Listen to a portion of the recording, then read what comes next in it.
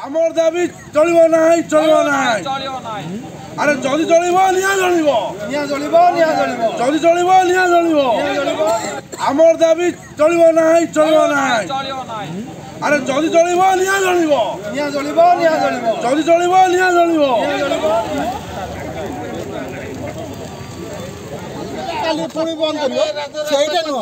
6 तारिख token Janet है चाषी धान टे उठापी नियाली कह नियालीवासी आम कौ आमर गर्व हो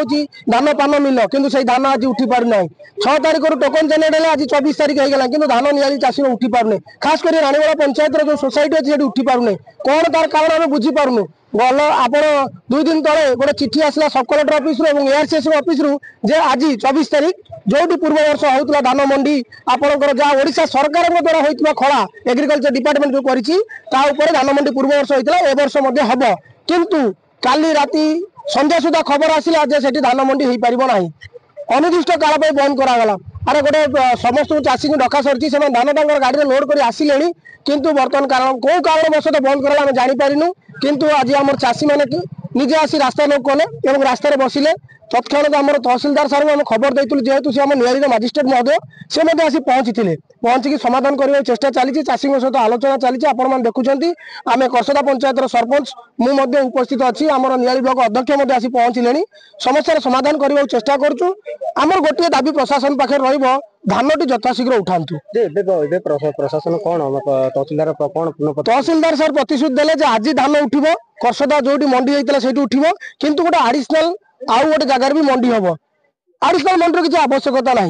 गोटे जगार गला वर्ष उठीला ता पूर्व वर्ष जो होता उठूला सरकार कौन नियम थी आडिशनाल करने आम कहीपर कि आमर गोटे दाबी धान उठू चाषी क्षति न हो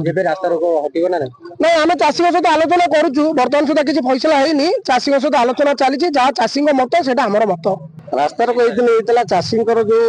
चाषी पेट को जो रात मरा हो चाषी कहवा उद्देश्य आम प्रिवियस वर्ष धान साई मंदिर पाखे आम धान मंडी था सरकार निजस्व कला से बहुत माने शांति शुक्ला सहित ये धान मंडी टी होता बर्तमान हठात आमर 24 तारिख मंडी खोलिबार थिला चाषी मन में माने बहुत उत्साह थिला उद्दीपना थिला हठात गतकाली संध्यारे प्रेसिडेंट महोदय कहले धान उठी पारिबो नाही सरकार निर्देश ना धान उठे सरकार देते चिठी से चिठी भी बर्तमान चाषी मान पाखे अच्छी चाषी मैंने देखुं से चिठी की अखा देते टोकन देते कि बड़ पश्चातापर विषय 6 तारिख रु चाषी को टोकन मिलता आज 24 तारिख हेले सुधा चाषी मैंने धान दे पार ना एथि चाषी बहुत क्षोभ प्रकाश कर कसदा आमर अनुकूल चंद्र आश्रम सामने मुख्य रास्तार अवरोध कर रास्ता अवरोधर जदि सरकार आर किसी तुरंत समाधान न करती ये अनशन एमती आगामी दिन चालू रहा चालू रही तहसिलदार चाषी मान सहित कथबार्ता कर चाषी मैंने कहते आमर आज आज धान मंडी उठार था आज आम गाड़ी देखिले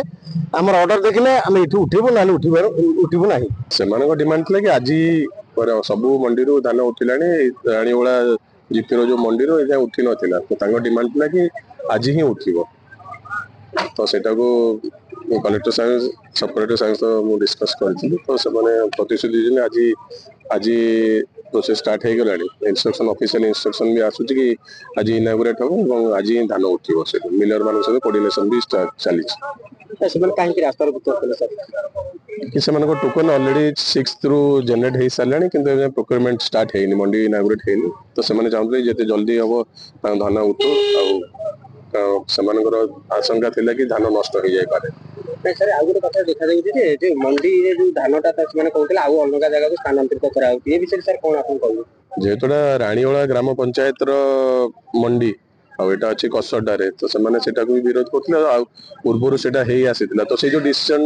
आगुरी जेहतु अन्य जगार होता बर्तमान चली से जीपी रे रही से फाइनाल डिसीजन हो पार ना कौ जगार हम तो पुणी से डिसीजन है जो होता है कंटिन्यू कर प्रशासनिक स्तर में अन्य कौ जगार जीपी प्रॉपर जगह देखिकी से आउ गोटे एडिशनल सेंटर भी करा हाँ प्रोसेस दिखाई आज उठो मिलर भी टैगिंग ऑलरेडी तो सरी जाइए गाड़ी पठाइबा यथाशीघ्र पठाइबा अनुरोध करा आज गाड़ी आज यू मंडी प्रोक्योरमेंट स्टार्ट हम चाषी मैंने राजी हो जो ଥିଲା କି କସଡାରେ ଯୋଉଠି ପୁରୁଣା ଅନ୍ୟ 2 ବର୍ଷ ହେଲାଣି ହେଇ ଆସୁଥିଲା ସେଇ ଜାଗାରେ ପୁଣି ଆଉ ଥରେ ଷ୍ଟାର୍ଟ ହବ ଆଜି। ସେଥିପାଇଁ ସେମାନେ ମାନି ନେଲେ। ହଁ ସେମାନେ ମାନି ନେଇଛନ୍ତି, ରାସ୍ତା ରୋକ ବନ୍ଦ ହେଇଛି, ସେମାନେ ବର୍ତ୍ତମାନ ରାସ୍ତା ଖାଲି ହେଇଗଲାଣି।